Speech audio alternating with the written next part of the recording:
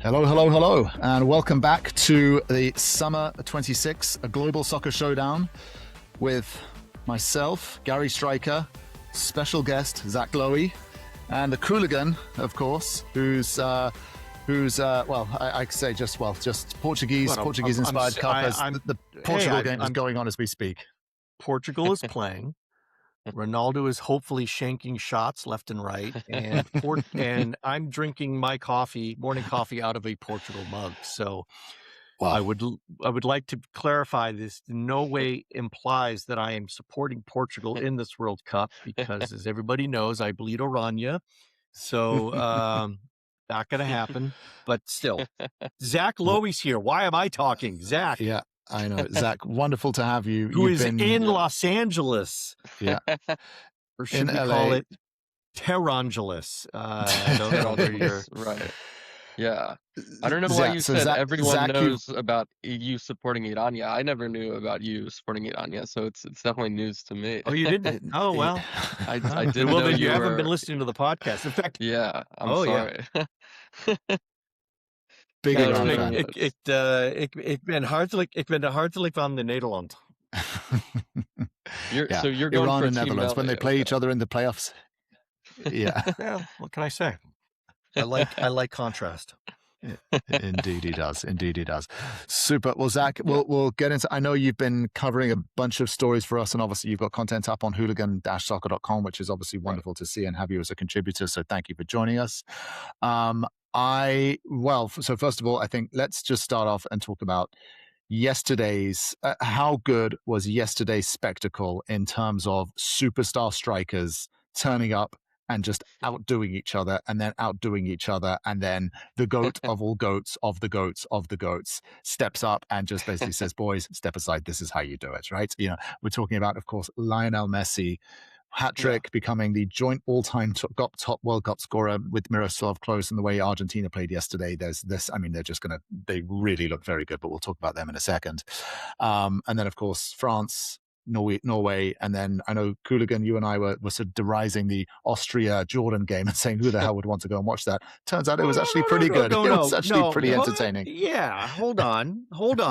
I think sadly that fixture against the other three just pales in comparison. But right. I would never ever advocate not watching a game. Now, I just said that you, Gary, weren't going to stay up and actually give the game due credit that it deserved. And that is true. I did not stay up for it. I was overwhelmed after three spectacles. Okay. Yes, 3 spectacles. Yeah.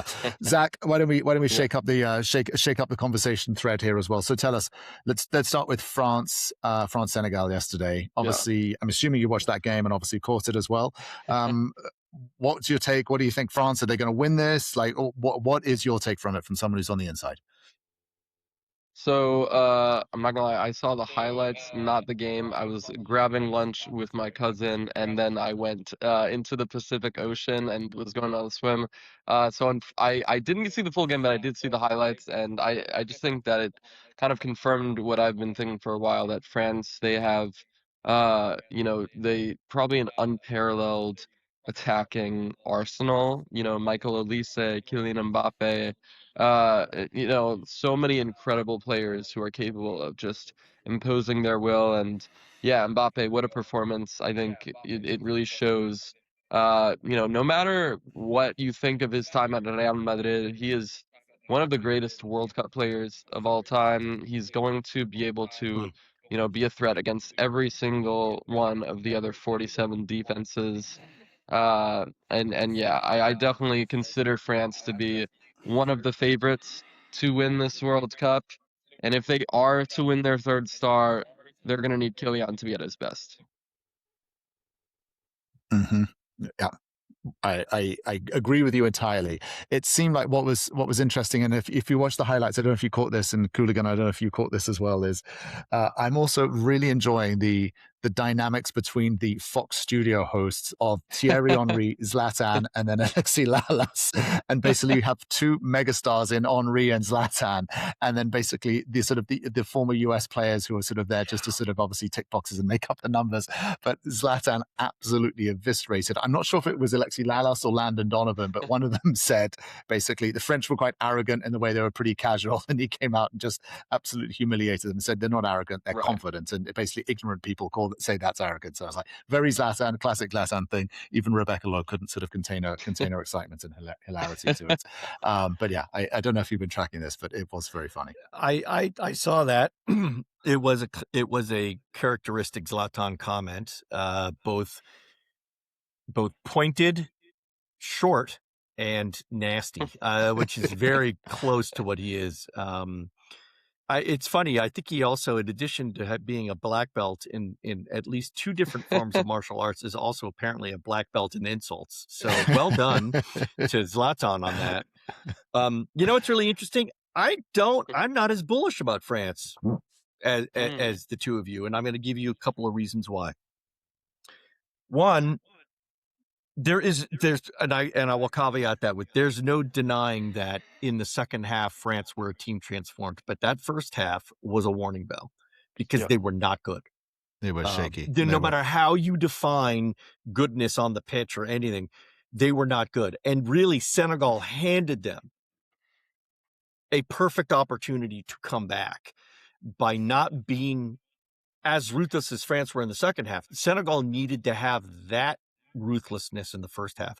If any one of their opportunities had gone in, I think France would have been very hard behind the eight ball. I'm not saying they wouldn't have come back, but it would have made it much more difficult and would have put a lot more pressure on France. And instead, coming out 0-0, they were allowed to explore and continue. And I think Deschamps ripped them a new one in the locker room because it was not the same French team. Their energy was different. Their application was different. But even then, listen, Mbappé, yeah, he got those goals, and that was great. But he also really effed up a couple. I mean, Olise was feeding him absolute.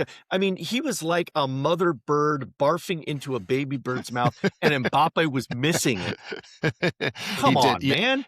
There were a couple of bad touches, admittedly, from Mbappé in the first half. I agree with you. There were a couple and of even in the that second one half. in the second half, there were a few. And look, you can maybe put that down to sort of, World Cup nerves, who knows? But for sure, he did wake up. Once he found the net, it was impossible for him to miss, right? So, I mean, it's like, and that's great.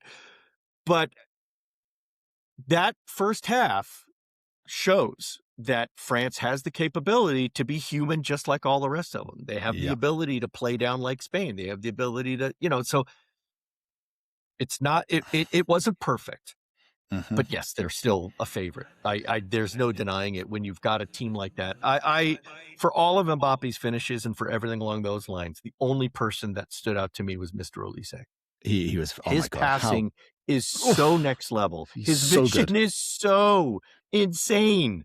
Yeah. Oh, yeah. My goodness. And what's interesting is Desiree Doué, who I'm a massive fan of, didn't have such a great game, and they just took him off, brought on Barcola, and then Barcola goes and scores no problem, right? And then France, and then further down the line, brought on Cherki, who, just can't even make the French team, and they had to sort of bring it on. It was just incredible. That France team is phenomenal. And I agree with you. Olise is he is young player of the tournament potential, assuming France go pretty deep into this.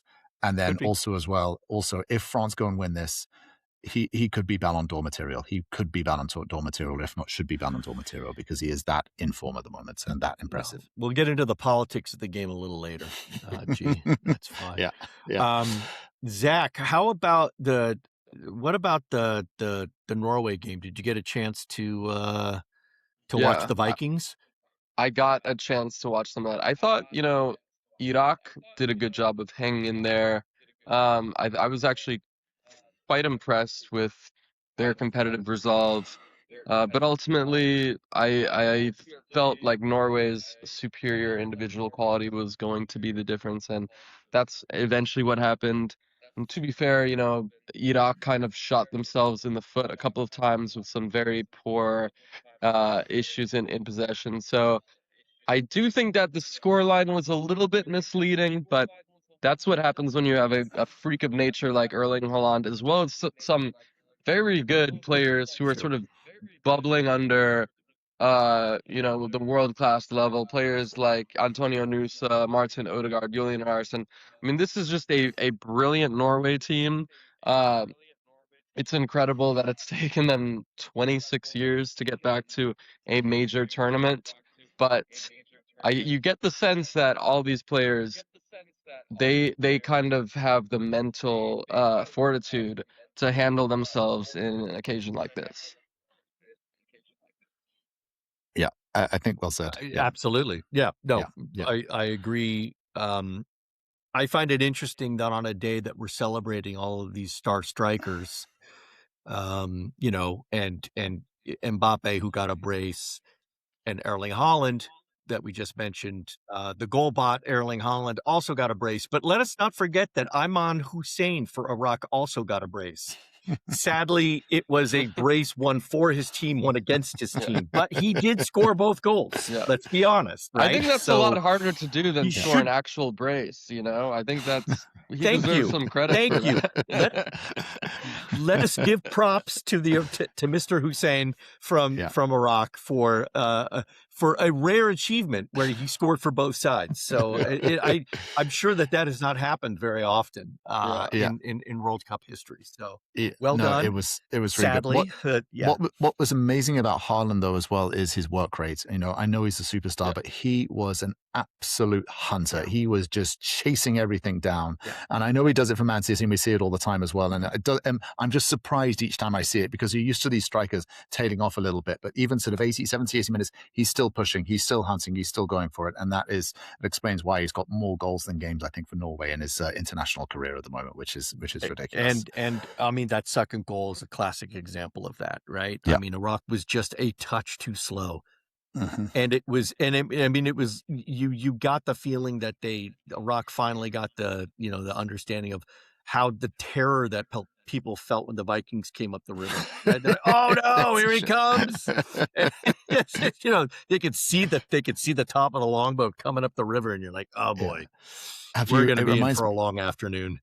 Yeah. Have you seen? There's a really good movie that came out about a year or two ago called Northman with Skarsgård. You've seen it, and 3 years ago. 3 years ago, to be fair, but yes, and the sort of the main character in it is this Viking who goes around and obviously sort of gains back his crown, and he goes pillaging villages as well. And it's Erling Haaland, the way he runs. He's just got these like shoulders over, hunched over, leaning forward, and he's on a rampage. I'm curious as to whether or not he might have used Haaland's running style as a model in that.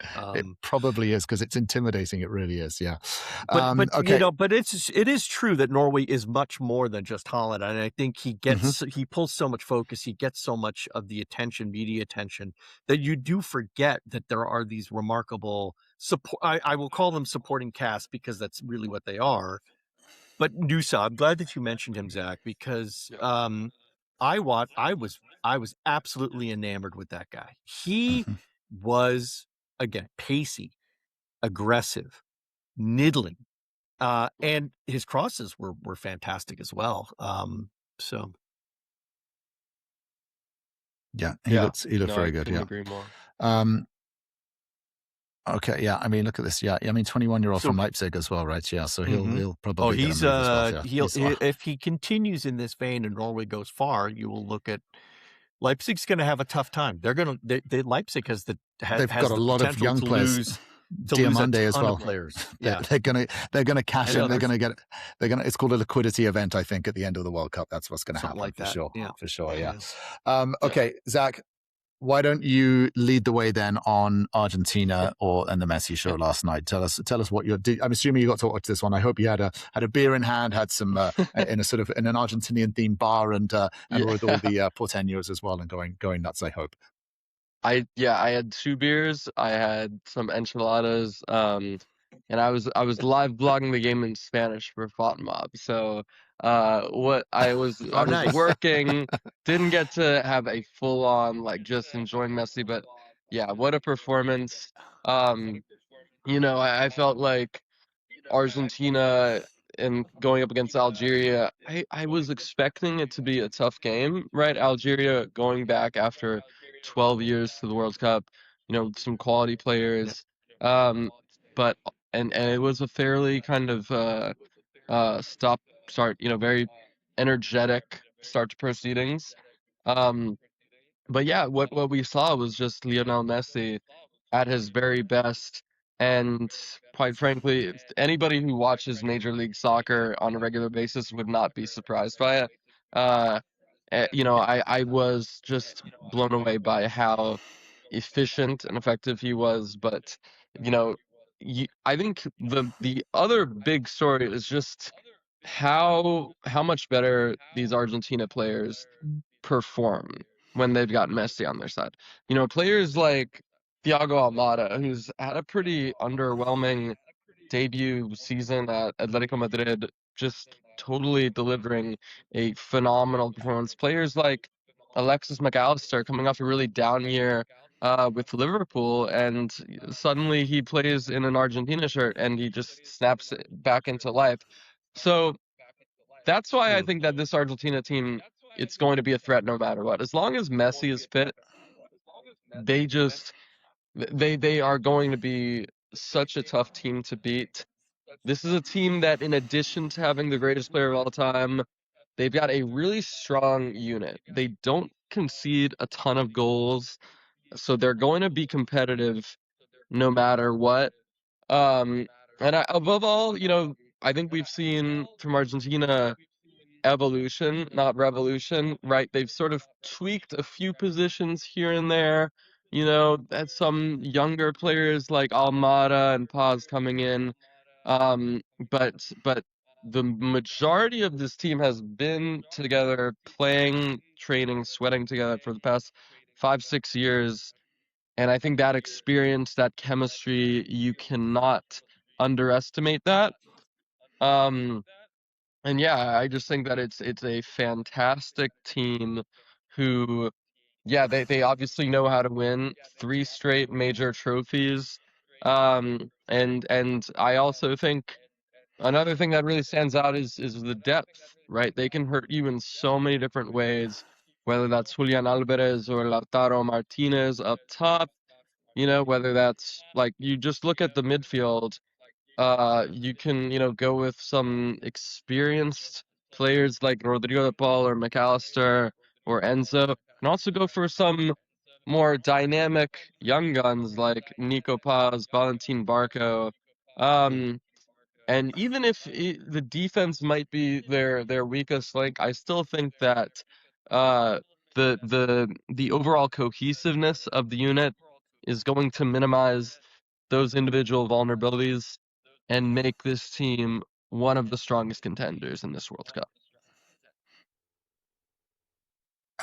I thought that was an incredibly comprehensive breakdown of it, Zach, so thank you for that. Yeah, I agree. I think that the one thing I would have to say coming into this World Cup is I was always sort of I've always said France are the team to beat.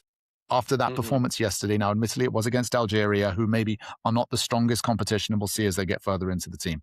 But what they showed yesterday, as you said, is not only have they matured from 4 years ago, and obviously look at the likes of Enzo Fernandez and all of these guys have matured and got better and grown together, but they've carried on winning together as a team, right? Winning the Copa with winning the is it not the Libertadores? One of the what's the sort of the South American basically equivalent of the Euros? Is it what's the competition? Copa America. I'm drawing a blank on it. Copa America. Thank you. Yes, like winning the Copa America quite comfortably, and so they've just been consistently winning over the last 4 years, growing, maturing.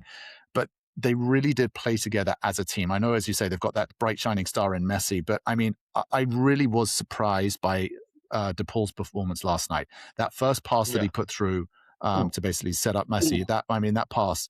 And then he did it again for the second one as well. And he was just cutting basically 2 lines of 4, just cut them straight through. And then Messi steps in and obviously smashes it into the top corner with his left foot.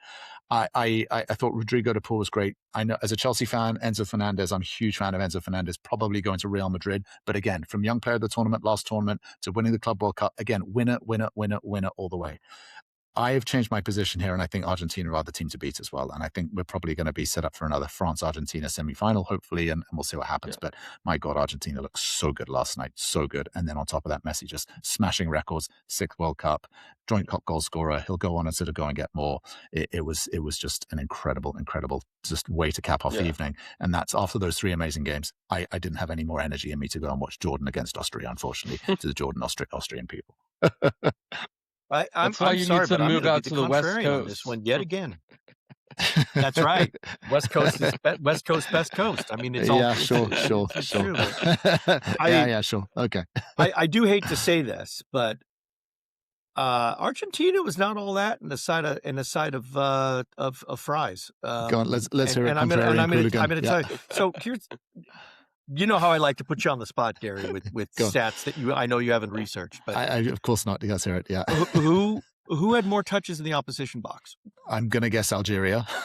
Yeah. Who had more passes? Efficient Argentina. Who completed more passes and on a higher pass efficiency? Yeah, Algeria probably. Right. Now, that's not all the game, and we all know that. Yeah.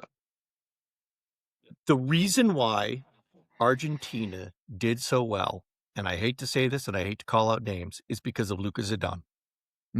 He was off.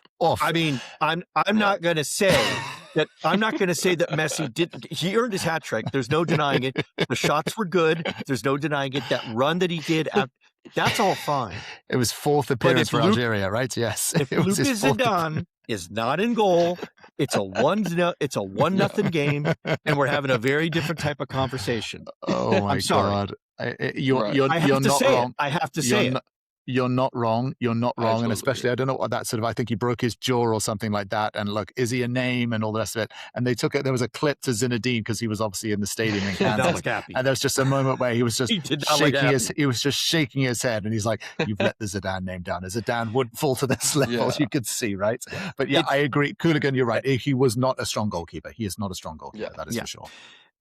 Now, but that does not take away from the fact that, Messi is Messi, and he's going to get these goals. And I love the fact that he now has tied Miroslav Klose. I looking forward to when he breaks that record, which he will. Yeah. I love the fact that he did all that because I could envision Cristiano Ronaldo sitting in his hotel room or suite or whatever he gets for himself, and just. And that jaw, that chiseled, gorgeous jaw clenching. I mean, he could be wearing one of those jaw masks today because he broke it because he was so angry. So not only does Messi beat him to being the first player to play in 6, then he gets a hat trick and he ties Klose and he jumps over. I mean, that's 4 things that Ronaldo is mad about. Yeah. What I didn't realize is wow. And Ronaldo's only scored 8 World Cup goals as well. I mean, rookie numbers by his standards as well. So if he's not going to make those up. So and now here's a question: if Argentina go on and win this tournament, Messi has to be the undisputed GOAT. He has to be. There's no, is it Ronaldo or Messi, or is it Maradona and Messi? Is it Pele and Messi? If he wins the 2nd World Cup at this age, I know Qooligan, maybe I'm getting a bit ahead of myself as a Messi fan. Let's say your speculativeness is awesome. But given a universe, if Argentina go all the way through, and Messi continues to play that impact role, I'm not going to argue that.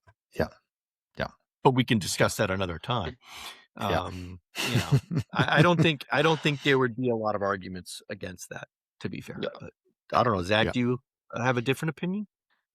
I mean, to be honest, I thought that this GOAT debate was settled on December 15th, 2022. I think that was the day of the final, maybe. It was 18th. actually, yeah.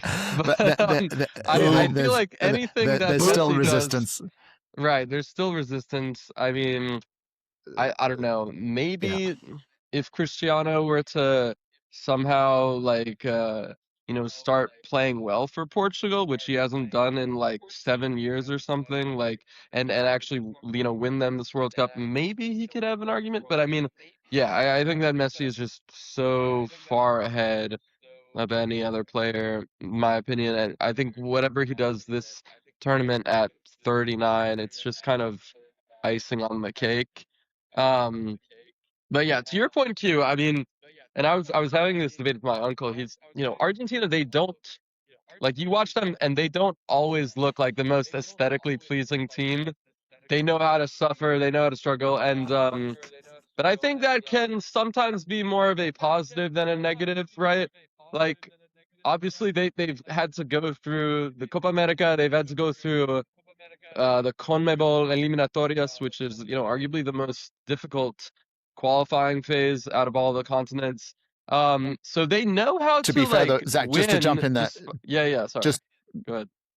just to jump in there, but this whole idea if they had to go and qualify for the tournament, it's all bullshit, right? Because they're defending champions. They got automatic qualification anyway. So I don't know why they had to go through that. But yeah, they did go through and win and dominate. Because if you take out Argentina, you can't have a CONMEBOL qualifying. That's the problem. Right. When you only have like 12 teams in the Confederation, it's like, if you take one of them out, then the whole system falls apart. Yeah. And then you have teams like, I would argue they know how to win ugly in a way that teams like Spain, Germany, Portugal don't know how. Like, I remember watching them in the Copa final 2 years ago, and they were not playing well at all. Very easily could have conceded to Colombia, and they held on, and they came away with win. So I think, like, I like their chances more of winning in extra time or winning on a penalty shootout versus other teams. So yeah. Yeah, I think the one thing I'll say is like team spirit and just the team cohesiveness. They were playing for each other. There were no individuals. There's no egos or anything like that. They're playing for the shirt. They're playing for Argentina, and I think also they probably want to play for Messi and get him to that status and say they played with him and got him there, right? Lionel Scaloni as well. I mean, as I say, how many trophies has he won as an international manager? Could go down as possibly one of the greatest international managers there is, right? Maybe had an easier gig, obviously, having Messi, but wow, Argentina looks so good. And I'm looking forward to seeing that next game for sure. Totally agree. Okay. Do we even have to spend time on Austria, Jordan? And I'm not trying to say this to disrespect, but we're getting short on our cap. And we got 4 games today to discuss. And I mean, listen, congratulations Austria to both teams for getting over Jordan. Absolutely. And listen, and it wasn't as if Jordan rolled over. They got a goal. They got their first international goal, and that's a great achievement for, for a debutant country. Just getting a goal really is the first step. That's the first step to the next level. So, all right, you guys can go. It's all right. And I did hear there was a lot of controversy about that last handling call. I didn't see it. I was already asleep by the time that happened, but I was watching it on tape delay.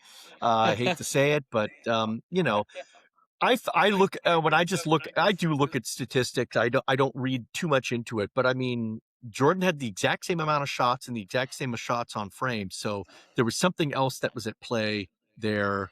And by all accounts of some of the things that I read, people were praising Jordan for being scrappy and involved throughout the entire match. So good job to them. Yeah, I thought Jordan were really good, and I think I just think they have a good chance of getting out of the group despite their loss, because I think Argentina are going to make quick work of Austria and then probably rest their entire starting XI in the final match. So they might even like their chances of getting a point there. That interesting. I hadn't thought of that, but that's good angle. Mindset. Okay. Yeah, interesting. Okay, let's move on to today's game. So at the time of recording, I know Zach is distracted, and I'm also distracted because the Portugal Cote d'Ivoire game is going on. I have it on tape delay, but you all can spoil for me if you want. Well, I mean, your boy Ronaldo has not scored yet. João Neves scored in the 6th minute, and they're 1-0 up at the moment. I mean, in terms of the lineup, I mean, just looking at it, that is a pretty strong lineup. I tell you who else I really do like in this team is Vitinha. Hey, there's performances for the last 2 seasons, particularly at PSG. How he's gone from Wolves to PSG and won 2 Champions Leagues back-to-back. It's been really impressive. And this Portuguese side, particularly with Bruno Fernandes and all of his assists last season for Manchester United, Pedro Neto with his pace, and then Bernardo Silva with his new Real Madrid contract, and then Cristiano up at the top. They are going to be a competitive team. There's no doubt about that. I just think I don't know what your take is on Zach, but what this is on Zach. Your thoughts on this, Zach? But Qooligan is obviously is not the biggest fan of Ronaldo, and nor am I. And I think he's actually a net negative to the Portuguese team, and I think he's going to be a bit of a problem further down the line when Martinez is going to have to rest him at some point, and he's going to get pissed off. And I haven't seen the goal yet. I just turned it on, but did he actually celebrate with João Neves when he scored, or did he get pissed off or try and tell the I think he was sulking a little bit. Yeah. No, listen, you guys might not know this, but I've been a Portuguese football fanatic for quite some time, and I've have a very strong connection. I've been to quite a few Portugal games, and yeah, I've covered Portugal for quite a few international tournaments. Hopefully, or actually, no, I will be at Portugal, Colombia in a couple of weeks in Miami. So very much looking forward to that. Nice. That's the most in-demand ticket of all the groups as well, isn't it? Aside from Brazil, Scotland, right? Yeah. Right. I think so. Cool. So that no, I completely agree with you. This team, probably has the best midfield in the entire tournament. Got some very intriguing players as well in defense and attack, but I do think if there's one thing that stops this team from reaching their first ever World Cup final, it's going to be Cristiano Ronaldo. He's just kind of like a massive anchor, and like you can't really move your ship if you've got a 500-pound anchor just like weighing it down. Like that's kind of what it feels like with Ronaldo. And I don't think it's a coincidence that like their best knockout performance of the past decade or so came when he was on the bench and Gonzalo Ramos was starting up top. It just feels like they kind of purposely slow themselves down, and with Ronaldo and team, you just don't feel overly confident about them like scoring over 2 goals. But yeah, like I said, I do think that the biggest strength of this team is midfield. I also think that Diogo Costa, he's done really well, and has kind of, after that obviously embarrassing mistake against Morocco in the last edition, I think he is going to prove why he's one of the best goalkeepers in Europe. But yeah, I think that this Portugal team, they should be aiming to win it all. I mean, I picked them to win it all. I think that's more my heart than my actual brain, because I don't think that they have a better team than England, France, Spain, Argentina, but what the hell. But yeah, I think that this midfield it's just absolutely incredible, and João Neves, what a player, getting the first goal of the tournament with a header. And I think that's one of his many talents. In fact, when I was interviewing him last summer in the Club World Cup in Atlanta, I asked him about his heading ability, because he's like 5'6", and he's a better header of the ball than players who are 6'6". And he's just mentioned, it's something that he's always taken pride in. So I think that he's definitely going to be one of the front runners for young player of the tournament. I mean, it's just incredible to think that at 21, 22 years of age, he's indisputably a top 5 midfielder in the game, a 2-time European champion. I've been raving about him really ever since he broke onto the scene at Benfica and effectively replaced Enzo Fernandez in that midfield. So yeah, incredible player, and far from the only player who's going to show his quality in this tournament. Well, wonderful. No, he's a fantastic talent. He really is. And with Vitinha as well, the two of them, I agree with you, Zach. I think the midfield is fantastic. It's just that cherry on the top of the cake is kind of a little bit stale and probably needs to be replaced. 100%. Okay. The big one today. Can we talk about England's loss to Croatia? Yes, let's talk about England. Sorry. Sorry. This is going all in. I know after this, I'm running down to the English pub in Austin, and I'm getting a good spot, and I'm getting at it. This is being sort of now with my American passport. Obviously, I can say one team has got off to a great start as well. That first game was fantastic, and we'll touch on them briefly with you, Zach, before we head off. But there's a chance here that England shit the bed, as they tend to do in tournaments, particularly World Cups, and get off to a bad start here. Probability-wise, do you think this is going to happen, or do you think England will be too much for Croatia?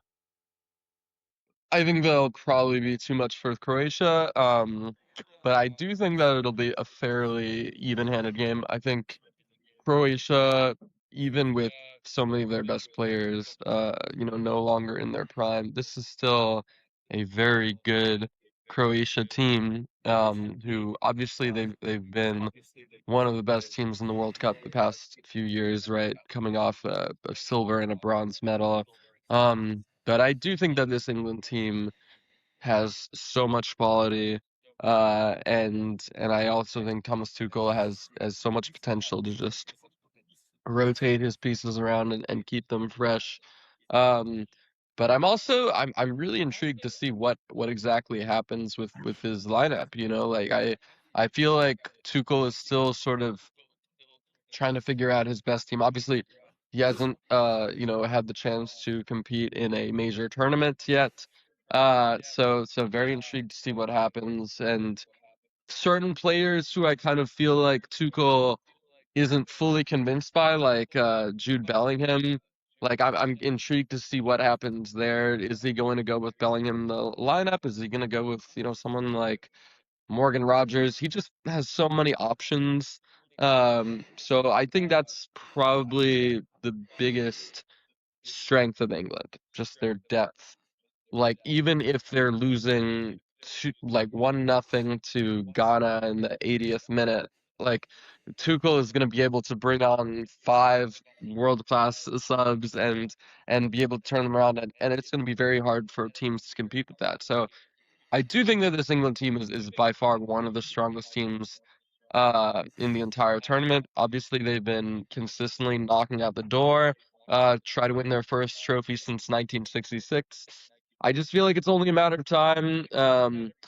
And yeah, it'll be very interesting to see what happens. If I had to say like one player who's going to determine how England do, um, it would have to be Harry Kane, right? I think he's by far their best forward, still arguably the best center forward in world football, and provides you so much. I do sort of want Kane to kind of play less like the Bayern Kane and more like a natural 9. I would like to see him not drop deep as quite as much, and instead just try to focus on getting into the final third and offering that focal point in attack. So that'll be very interesting to see how that happens. But yeah, I think Kane is definitely going to be the number one most important figure from this England side. Yeah. I've got some bold predictions on this one. Surprise, surprise. John Stones is going to be directly responsible for a goal. Yep. An own goal or an attacking goal? No. I just said directly responsible, whether it's off of his big melon head or whether he makes a boneheaded mistake. I don't care. Just prove me right, please. Right. Thank you, Mr. Stones. And then Petar Musa is going to score for Croatia. Yep. Those are my two big calls. Yeah, I think Musa is he's very much in a special mindset right now. He's just doing great stuff. And I think that he's going to come out, and I could even see Croatia getting a really early one from him because of just some like unthinkable thing that Musa does. He scores off impossible angles, and he's big, he's strong. So I'm curious to see what's going to happen here. I agree that England will eventually prevail. I do think they are going to be I think they're a slightly stronger team than Croatia, but it's going to take tinkering from Tuchel, and Tuchel might have to eat some crow and be like, shoot, what I thought was going to happen isn't happening, and I got to make adjustments. The good news is he's a big enough coach to do that. He's not one of those coaches that like sets his play in stone and then leaves it. They're just pieces on a board, and he'll move them around as he needs. So that is England's best strength, is that he's willing to adjust. Yeah. I think that's a really, really smart assessment of a Qooligan. I agree with you. I think Tuchel is probably, as Zach mentioned, like England have been knocking at the door for forever. And even sort of, in my youth growing up watching England in World Cups and Euros as well, you'd always get this excitement and ultimately be let down in quarters and semi-finals, or sometimes not even get out of the groups and be embarrassed. I think the missing piece is Tuchel this time around, which is his ability to he doesn't give a fuck what the media and what anyone says or thinks about him, which I think is his strongest asset, right? And to your point, right, traditionally, always sort of my sort of experience of watching England growing up was they'd have an England manager who would have been an ex-player, and they kind of have a set sort of like 11. They know who their 11 is, regardless of what's happened in the season and the form. But Tuchel doesn't give a fuck about that. He is prepared to make the big calls. I mean, dropping the likes of Palmer, Foden, Trent as well, all of these superstars, leaving them at home and just saying they're not right, and then making really bold calls of Ivan Toney and Kwanzaa and some of these other guys that have just been like, oh, that was a surprise. And that he's actually quite smart about it, because he knows that if he went took all the big traditional names, the media, and they didn't prevail, the media would have crucified him. So he's going to get crucified one way or the other. But if he does go and he's going to go down, let him do it on his own terms. And I think that's where he's got the balls and he stepped forward. So he's coming at it from a different angle than traditional England managers, a la Gareth Southgate and those guys. So let's see. But I'm really interested to see his lineup, because I don't think I feel like he's been holding back his strongest lineup, and he's been tinkering and moving these pieces around. So I think we will actually see what Tuchel thinks is his strongest 11 and how he lines them up. It'll be interesting to see. Does Jed Spence start? Does Ivan Toney come on? I'm curious. Rashford, how does he feature him? Does it Rashford or Gordon as well? Like now these, what happens? It's going to be really interesting to see. I don't totally know agree how with you, England has a Jude. strong lineup. Yeah. Okay. Thank you. I know. Appreciate that, Jack. I think Petar Musa is like going to be one of the players going from like, nobody really knows who this dude is to like potentially getting a move to a Champions League team. I mean, he is just so good. I've been following him since Boavista, and had the chance to interview him last year, and yeah, I don't think people truly realize just how good he is. He's the best center forward in MLS by quite a distance. And obviously he's going to be playing in his adopted hometown. So yeah, I think that he's, and also he's been spending the past 2 years or so as that guy for, oh damn, Portugal just conceded. Yeah, Cote d'Ivoire just scored, yeah. DR Congo. Not all West African countries look Cote the d'Ivoire, same. Go Congo. Go Yeah, Congo. DR Congo, yeah, they're going nuts. Yeah. No, but yeah, Musa, like I said, he's been spending the past 2 years as Dallas's main man, guy, yeah. right? He knows what it is to be the protagonist.